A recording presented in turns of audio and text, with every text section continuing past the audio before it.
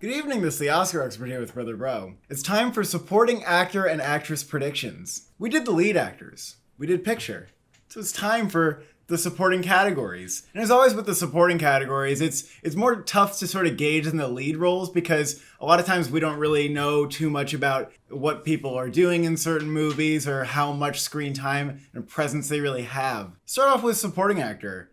Number 1 is Bradley Cooper in Soggy Bottom. It makes sense. Like, if he's going to be making people laugh and he's going to be playing, like, wacky-ass character, you know, maybe he's unhinged in this movie. We've seen set photos that show that he's, in fact, unhinged. He's holding a gas pump, like, threateningly at somebody, and reminds me of Allison Janney and I, Tanya a little bit, because if he's, like, insane, people are like, yeah!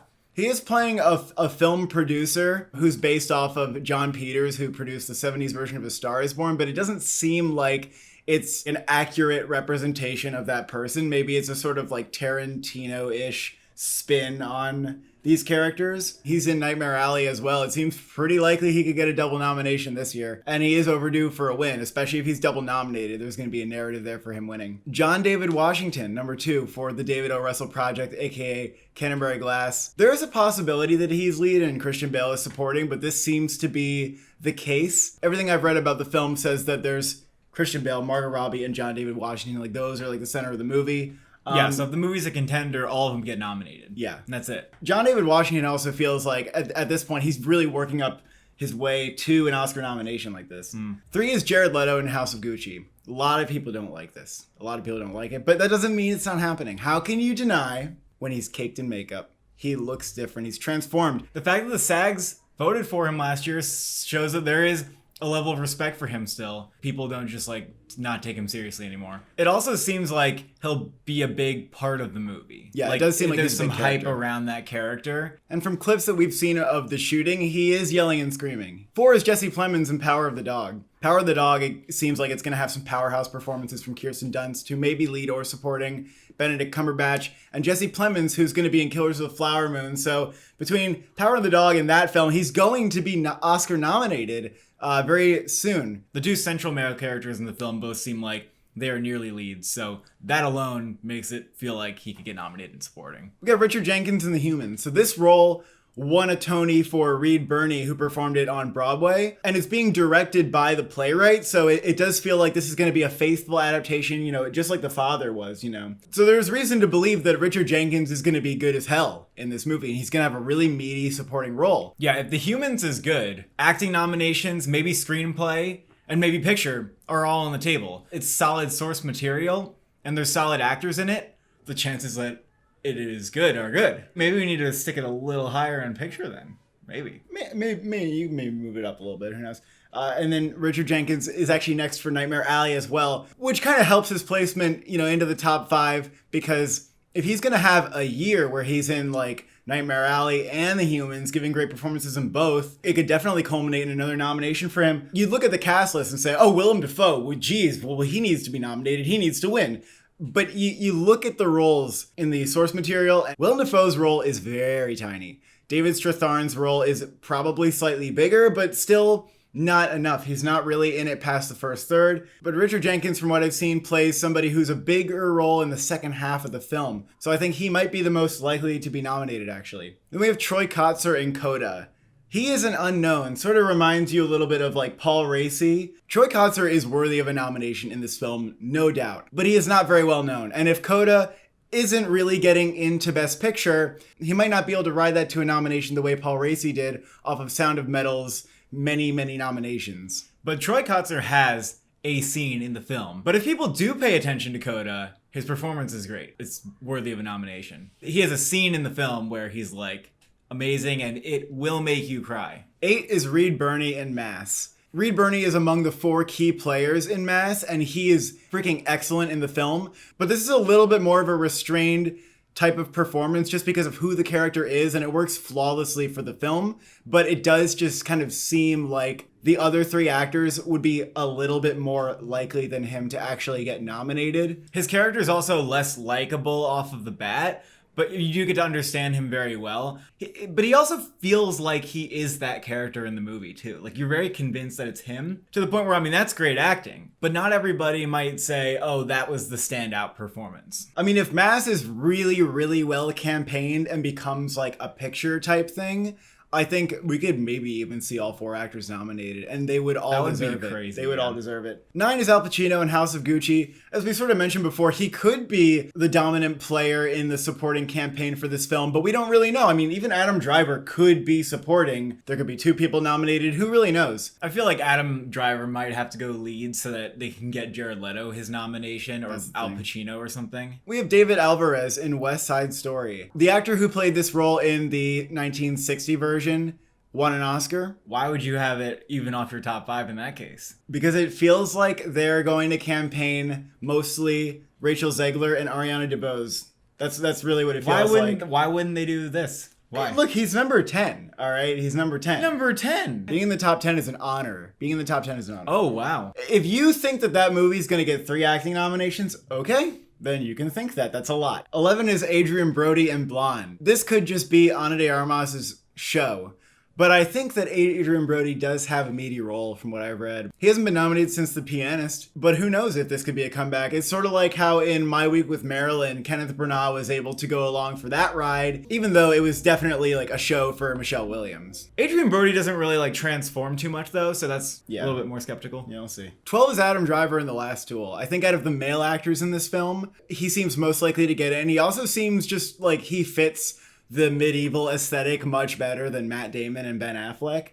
But The Last Duel does not need acting nominations. I think the actress in that film could get nominated, it sounds like. Yeah, she seems like might be the most likely. That movie doesn't need the acting. Yeah, that's the thing. Like for The Last Duel to get acting nominations without getting like above the line stuff other than that, it would be kind of weird. We got Kieran Hines in Belfast. This is a coming of age film that takes place in the 60s that Kenneth Branagh is directing and writing. And Kieran Hines is playing the father in this film. He's an actor who's just long been kind of in the backdrop of a lot of prominent films. Like chances are if you've watched movies, like you've seen him somewhere, you just might not like remember him like that. I could see him coming out of this movie with like the best reviews of his career, perhaps, if this is kind of an acting showcase, which it seems like it actually might be. Then we have Brian Tyree Henry in Red, White, and Water. If he is campaigning supporting, it's going to be a big-ass supporting role because it seems like he really is second to Jennifer Lawrence. If this movie's good and Jennifer Lawrence gets nominated, I kind of expect that he'll be nominated somewhere. Brian Tyree Henry's going to have a year. He's in Eternals this year, and he's a really great actor that a lot of people are just waiting to see, like a role where he can sink his teeth into. I'm really excited to see what kind of role he has here. He could be really freaking good. We got Timothy Spall in Spencer. My man Timothy Spall was completely left out of the awards circuit for Mr. Turner. Even the BAFTAs didn't touch it. One of the best performances I've ever seen, probably. Completely shameful. They do, like, typecast Timothy Spall, and they make him kind of like a character thing. He just comes in and, like, says, like, Your Majesty, like, this is what has to happen today. True. They don't always, like, give him the meaty roles. We have Willem Dafoe in The Card Counter. Willem Dafoe has a mustache in this role. It's really all I know about it. He's probably going to be very good. It's uncertain if The Card Counter is going to be a contender or not, but maybe it's just something that gets a couple acting nominations, like Affliction, which Paul Schrader directed. We got Idris Elba in The Harder They Fall. The Harder They Fall seems like a really fun Western, and maybe one of the performances is going to stand out a lot. I don't know who it is. I don't know if it's Regina King. I don't know if it's Idris Elba. I feel like it's going to be Idris Elba. Yeah, I feel like it might be. On the male side, Regina King on the female side, probably. Then Willem Dafoe in Nightmare Alley. Like I said, his character is very small. If he was to get nominated for this, they would have to, like, rewrite his character to be in the movie more. Like, he really doesn't seem like he's got a whole lot going on. Brendan Gleeson in The Tragedy of Macbeth. He's playing the king here, but just generally, I'm not really sure people care about any of the characters in Macbeth except for Macbeth and Lady Macbeth. And finally, Woody Harrelson in Triangle of Sadness. He seems like he's probably going to be a big standout in the film, but it might not necessarily be something that translates to, like, awards attention. And that's our supporting actor list. Let's move on to supporting actress. At number 1, we have Ann Dowd in Mass. I think this should be everybody's number 1 at this point, because she is Oscar worthy in the film, and there's a decent chance that she gets campaigned into a winning conversation without the film following it into Best Picture. She's got Oscar scene on Oscar scene, really her entire, like, if she can't get nominated for this, like, that is a complete and utter failure of the campaign, and A crime, perhaps. and I have faith that the campaign will not fail. Yeah, I do think Bleecker Street is really gonna try hard and really gonna push like they haven't before en masse as That's a what they contender. said. She's been in so many great supporting roles. It's almost kind of like perfect for her to win that category. And it's also just hard to imagine like if she is in the conversation, if she does solidify her nomination, like who's gonna be better than her?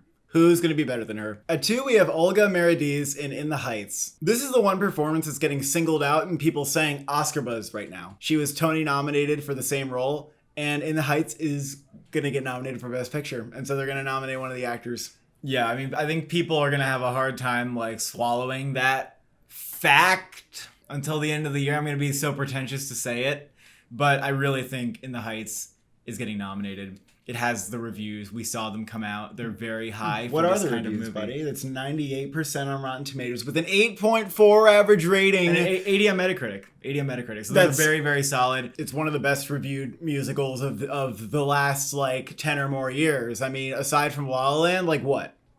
Even Les Mis didn't get those reviews. And if any actor is coming along with the film, it's her. Her chances seem pretty damn good. At 3, we have Ariana DeBose in West Side Story. Rita Moreno won an Oscar for playing this role, and Ariana DeBose seems like she's going to be a big standout in the film. She's almost just like kind of poised to get this nomination as long as West Side Story isn't a total flop. If you got a couple emotional numbers in a musical, like you're in there. 4 is Toni Collette in Nightmare Alley. Nightmare Alley has as many as 3 supporting actress performances. Cate Blanchett might be in supporting or lead. If she's lead, it's probably going to be category fraud so they can fit in others into the supporting category.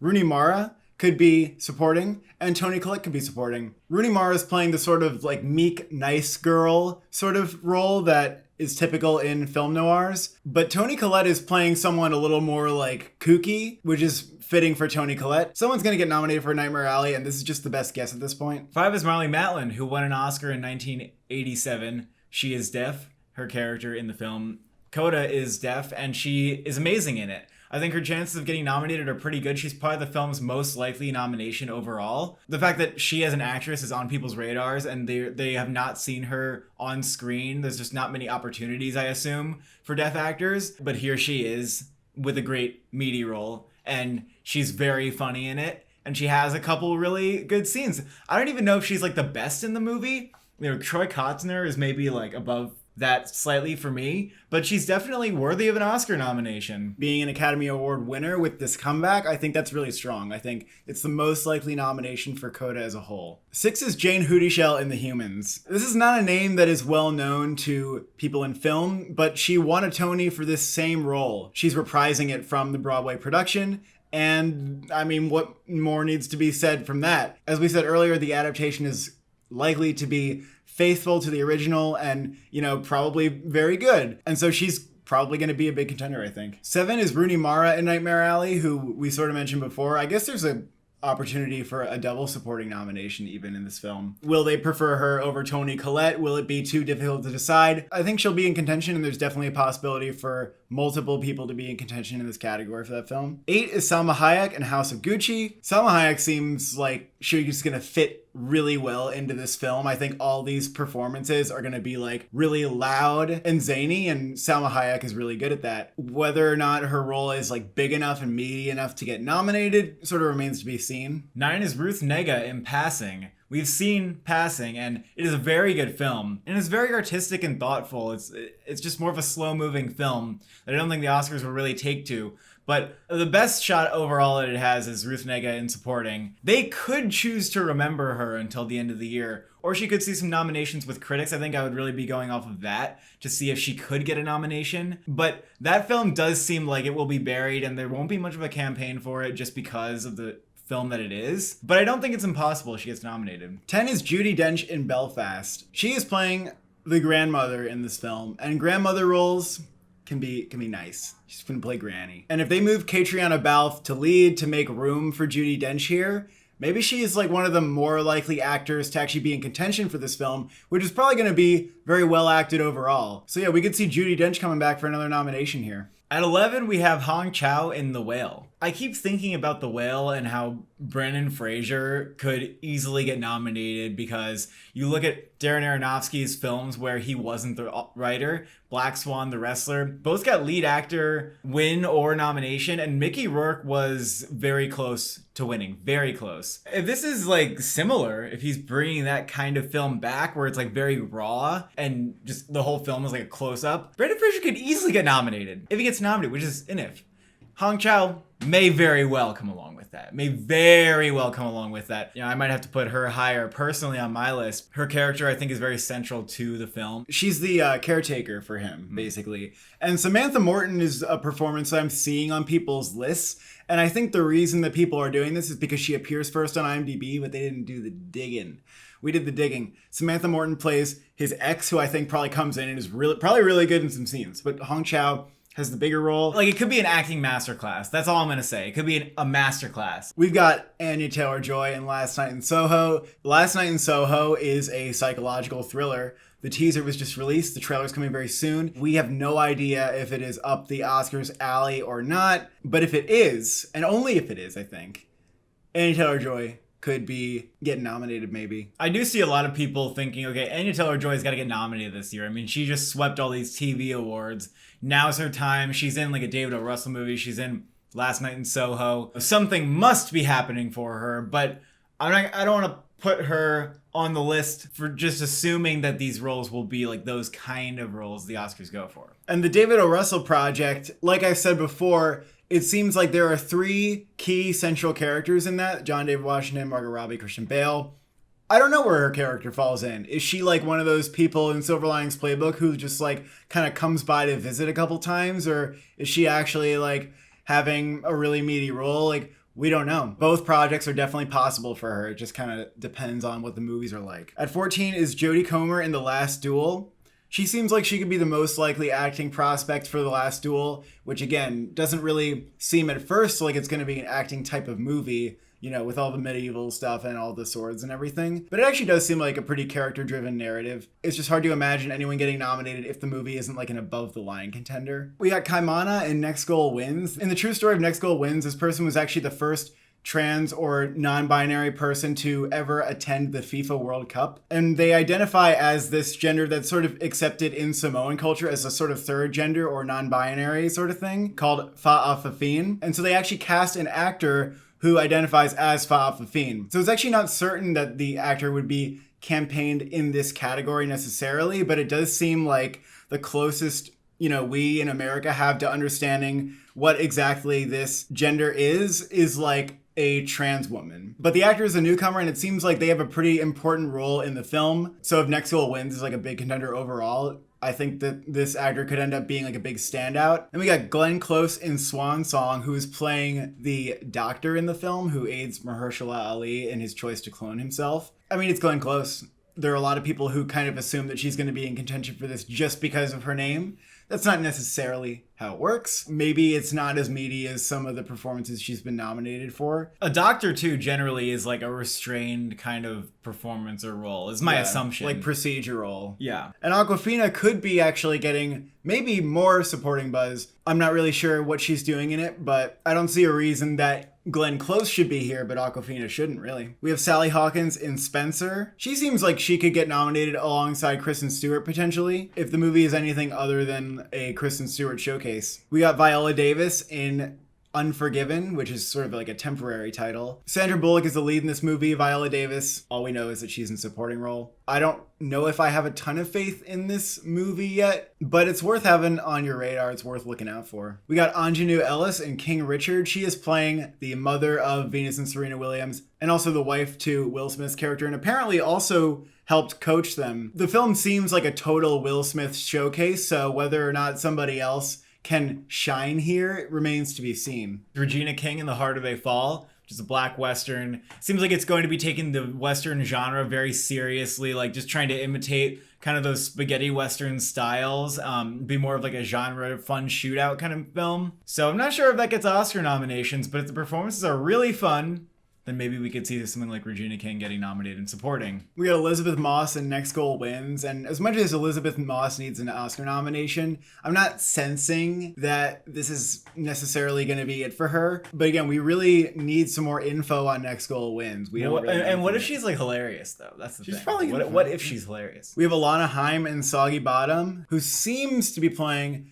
a sort of version of Barbara Streisand. Alana Haim is a musician and not an actress. I think this is her first role. We don't know if she's going to stand out in that way or not, or if it's just going to be like Bradley Cooper's show in terms of, you know, the supporting standouts. We have Riley Keough in Zola, who gives a really eccentric, bonkers, and great performance in the film. The performance is unlikely to translate to an Oscar nomination for her, but she might actually get some critics groups, even though the film is being released in the summer and probably won't have too much of an Oscar campaign. Tiffany Haddish in The Card Counter, not much known about the role other than, you know, she's in the movie. And those are our predictions for supporting actor and supporting actress. And you can tell us what you think is going to happen in the comments. Thank you for watching. Thank you for subscribing. Who are you supporting?